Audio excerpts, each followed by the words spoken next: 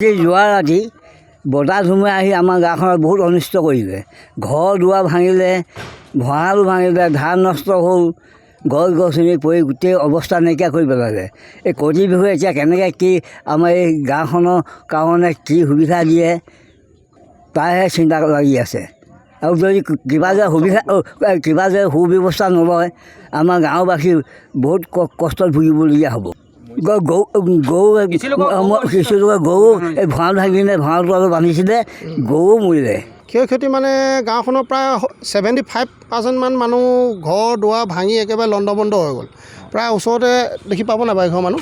এঘৰ মানুহ দেখিছে নহয়, এতিয়া ভাঙি মেৰামতি কালি বতাহ ধুমুহাই ভাঙি শেষ কৰি দিলে। মানুহ ৰাতি ৰাতি শুব পৰা নাই। গোটেই বয় বস্তু, কাপোৰ কানি, চাউল চব তিতি শেষ।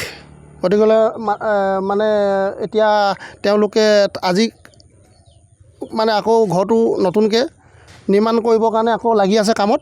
আৰু এইঘৰ মানুহে নহয়, আৰু বহুত পকা ঘৰ থকা মানুহো খুটালৈকে ভাঙি টিংপাত উৰুৱাই শেষ কৰি দিছে। আৰু ভঁৰাল আছে, ভঁৰালৰ টিংপাতে উৰুৱাই ধান তিতি শেষ হৈ গৈছে। গতিকেলৈ গাঁওখনৰ নাম লেজাই দীঘলীয়া। গৰু ছাগলী মানে কাৰোবাৰ ভঁৰাল তলত গৰু বান্ধি থৈ দিছিলে, ভঁৰাল ভাঙি গৰু মানে হেঁচা মাৰি ধৰি মাৰি পেলালে। তেনেকুৱা অৱস্থা হৈছে। আৰু সেইকাৰণে মানে বিভাগীয় কৰ্তৃপক্ষক সোনকালে আহি গাঁওখনৰ দুৰৱস্থা চাই দুখ দূৰ কৰিবৰ কাৰণে মোৰ ফালৰ পৰা স্থানীয় গাঁৱৰ মানে ৱাৰ্ড মেম্বাৰ হিচাপে বিভাগীয় কৰ্তৃপক্ষক গাঁওবুঢ়াকে ধৰি প্ৰতিজন কেনেকৈ বিভাগীয় মানুহ আছে আহি পিনি ৰাইজৰ সমস্যা সমাধান কৰিবৰ কাৰণে মোৰ ফালৰ পৰা অনুৰোধ জনাইছোঁ।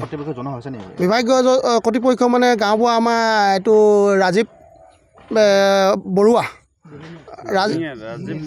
ৰাজীৱ বৰুৱা আহিছিলে এই দিহিঙীয়া, আহি পিনি অলপ চলপ ছাৰ্ভে কৰি গৈছে তেওঁ।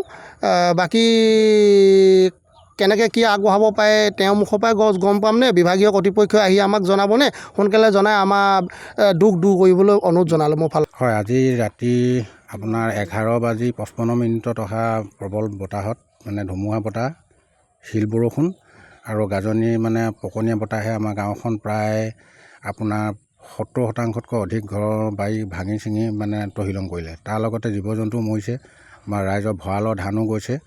আৰু লগে লগে কি হ'ল, মৃত্যুমুখৰ পৰা প্ৰথমতে মোৰ নিজৰ কন্যাটোকে মই বচাব পাৰিলোঁ। টিং আহি পৰিছিল, মই যেনে তেনে লেপ নুয়াই পেলানি আনি মই ৰুমত ভৰালোহি। আৰু মোৰ ঘৰটো একেবাৰে সম্পূৰ্ণ ভাঙি ভস্মীভূত হ'ল। এতিয়াও মানে কোনো মানে থাকিবলৈ কোনো ব্যৱস্থা কৰিব পৰা হোৱা নাই। মানে টিং চিং চব লগাবলৈ কোনো ব্যৱস্থাই নাই। গতিকে জিলা প্ৰশাসন তথা চৰকাৰক অনুৰোধ জনাইছোঁ যাতে আমাৰ দুৰ্গত এই দুখীয়া ৰাইজক, বানপীড়িত ৰাইজক এই দুৰ্যোগৰ পৰা সহায় দি ৰাইজক মানে উদ্ধাৰ কৰিব লাগে, নহ'লে আমাৰ ৰাইজৰ একেবাৰে অৱস্থা বেয়া হৈ গৈছে। প্ৰায় 11:55 ৰাতি আৰম্ভ হৈছিলে। আপোনাৰ একদম পূৰা মাজনিশা মানুহখিনি চব মানুহ টোপনিতে আছিলে। কিন্তু বতাহৰ যেতিয়া প্ৰকোপটো বেছি হ'ল, বিভিন্ন ধৰণত একদম টিং ভাঙি ঘৰ ধাম ধুমকৈ পৰি যোৱাৰ লগে লগে সকলো মানুহ সাৰ পালে ইজনে সিজনে চিঞৰ বাখৰ লগাই মানে ইজনে সিজনক ৰক্ষা কৰিবৰ কাৰণে, সাৱধানে থাকিবৰ কাৰণে চিঞৰ বাখৰ কৰি পেলানি মানে মানে সকলোকে সাৱধান কৰি দিয়া হ'ল। লগতে কাৰেণ্টটো নাই লগে লগে, আৰু টৰ্চ লাইট জ্বলাই, মোবাইল লাইট জ্বলাই ইজনে সিজনক মানে সহায় কৰিবলগীয়া হৈছে। ঘৰৰ ভিতৰতো নিজৰ ল'ৰা ছোৱালীক বিচাৰি পেলানি হাবাথুৰি খাই ফুৰিব লগা হৈছে। গৰু পোৱালি মৰিলে আৰু ভঁৰাল ভাগিলে আৰু ঘৰ অনিষ্ট কৰিলে।